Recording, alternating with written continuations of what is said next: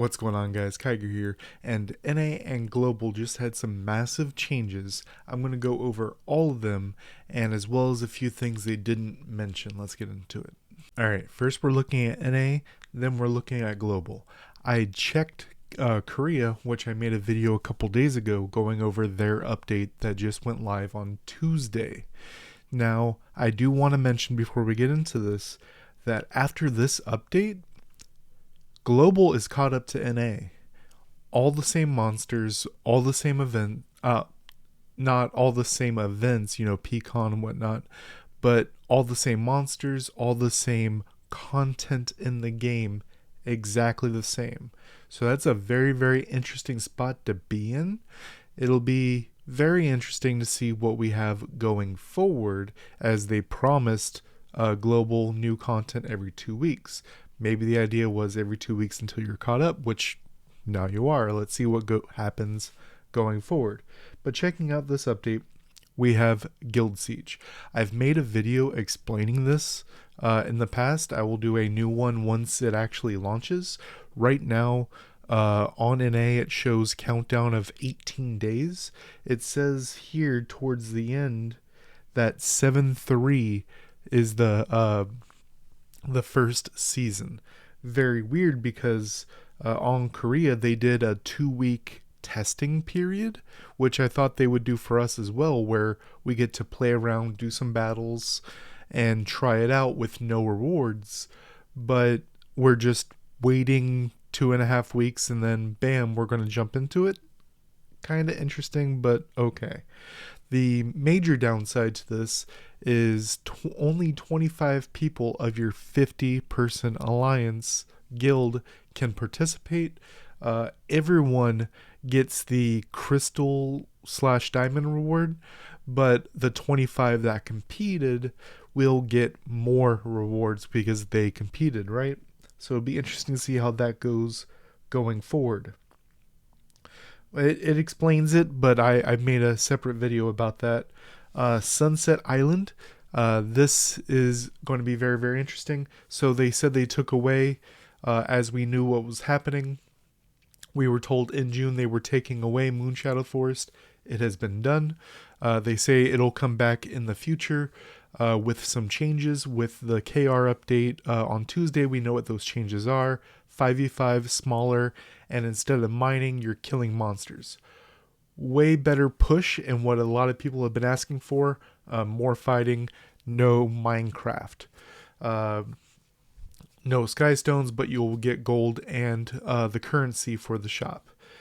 This one right here, Sunset Island, is MOBA style, where there's a boss monster on either side. The goal is to kill the other boss monster. There are tower monsters that if you take down the tower monsters, it applies a damage taken up buff to the boss, as well as puts them in a stun state, allowing you to wail on them as you can. I haven't got to try it yet, which I will be trying it later on today. I'll have a guide for it once I test out numbers and get stuff for you guys. But right now it seems like a really, really cool idea, and I have had a MOBA itch lately, so it'll be nice to have that scratched. In the game, though, it does say that all three are in a rotation. So once it comes back, Moonshadow Forest, in about 2 to 3 weeks from now, that's how long it took KR, it'll probably be a 3-week rotation of 1 week this battlefield, second week that battlefield, third week that battlefield. It'll be interesting going forward to see if we get a fourth one and make it a monthly cycle. They tell us about rewards, blah, blah, blah. Equipment succession. So this is a huge one that I was waiting on. And TLDR, without going into the very, very bits and pieces of it, which I will have a separate video on that. But what happens with this is this makes farming other gear worth it. So what this allows you to do is, if you're doing Foggy and then a SSBB drops, keep it, roll it up, it becomes like a S3, S2, B1, B1. And then you have over here this equipment that you're using that is just, bees across the board. You can succeed these stats onto this item that already has the plus 15 whatnot. If the one that you're succeeding has the gems and whatnot, you can put it on the older gear that you want to use, the base gear that you want to use. But if it doesn't, it can keep whatever it has on it. Outfit disassembly. I was worried about this, which is why I waited for the game to come up so I could check the numbers on the inside. So this is actually very, very easy. And what happens here is you craft the scissors from processing, and I checked the numbers. It's iron, not copper, what is it called? The two easiest resources to get, as well as leather, which is going to be easier to get, easier to get more of now. And then it only cost one scissor to do this. So if you are on Orbia and you want to go to Cleef, like Barcode did, right? And he wants to get some of his crafted costumes from Orbia over to his Cleef, he can craft some scissors, cut off the outfits, and then put them over on his Cleef. We have some... So this is kind of interesting. The Sky Waterfall now takedown assist and flag capture. It's going to be more clear how the numbers got to what they are, and it's going to be more about capturing the flag and kills than kills and capturing the flag, if that makes sense. Hero area. This is a very, very interesting change. If you already did your hero area this week, you got kind of rocked because the quest did not renew. So what this did was the elites spawn every 5 minutes now, so there's no longer a timer, and they won't drop leathers anymore, but the quest for killing the elites will give you the leathers. Myself, I already did it on I did all of them on Monday on all my characters, and it's already grayed out, so I can't get those 5 extra leathers, which is unfortunate. We do know in the future, though, from the KR server that just got their update on Tuesday, that they plan to make this monthly instead of weekly, which is going to be very, very awesome. Runes, this is a little confusing because it says that you can make random runes, which we were already able to. So it's really weird. I don't know why they posted this if we're already doing it, unless they changed the prices, which it doesn't look like they did. Let me know in the comment section below if you think I'm missing something here. It's the only thing that kind of threw me for a loop. Party dungeon. Already had this, but same across the board. It only worked if you did it solo. Now it works if you do it 2-man. You get bonuses. Galagos Ruins going from 2 weeks to 4 weeks. People were worried that the shop was going to be not changed, left alone. Like, we'll get tons of resources, but we can't do anything in the shop. I checked in game. It's exactly double the buy options than it was before. Exactly what you would want from this. You can take Galagos at your own speed and do it when you see fit. The only change I would like to see is for people that want to do more Galagos, have them add more reset options.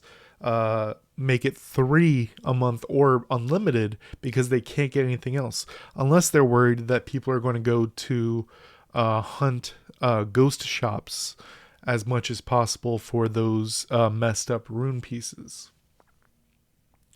Scroll down, talking about those changes, blah, blah, blah. Then we have the arena. Not much of a change there. Not much of a change there. The number of creatures required to do repeat quests going from 30 to 20. That is huge. Added skip to conversations for mainline quest. That is huge for me, because as you know, I'm doing all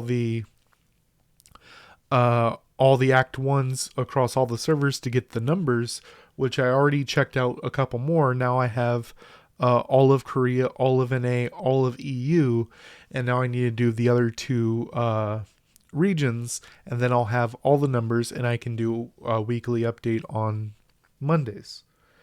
Repeat battle. This is a nice change. Instead of every time you kill your 20 or 30 monsters, instead of popping up what you got, it'll wait till the end and pop it up in front of you. Nothing major, nothing major. All the runeset change and all the monster and summoner changes that we knew were coming from the KR patch a couple weeks ago.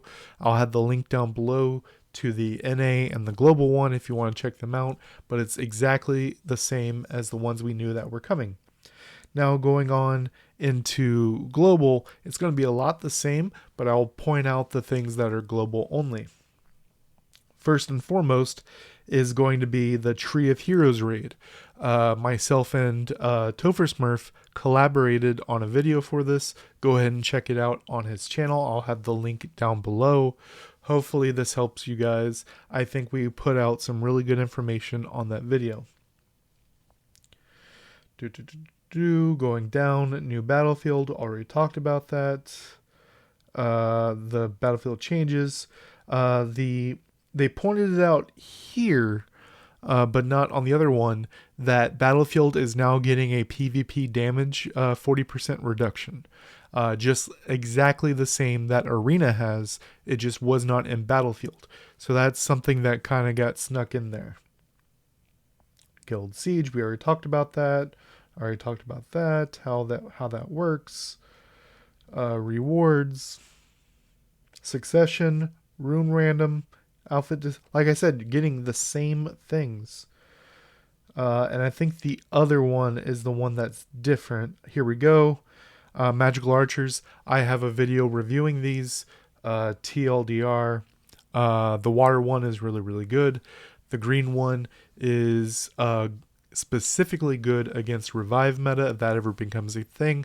Or it could be very useful in some Galagos levels that have revive monsters. The fire one, you can kind of skip it. The water one's a mix of a couple of them. And the dark one, good job if you get it. But that's the only monster that NA had that Global did not, putting you guys super in line of what we got going on. You have the plenty summons, do that. Arena wheel, we've talked about that. This is on both, but it only mentioned it here. Summoner Development Pathfinder. This is huge. If you've already been progressing in the game, it's just a bunch of extra resources. As well as a new player, this is kind of tells you a checklist of where you need to get to progress in the game. Then we go over to part 2, which is the balance changes that we already talked about. Everything's the same. We talked about this one over here, which is the KR one, which we talked about it a couple days ago. Everything the same. And the Elite going to monthly.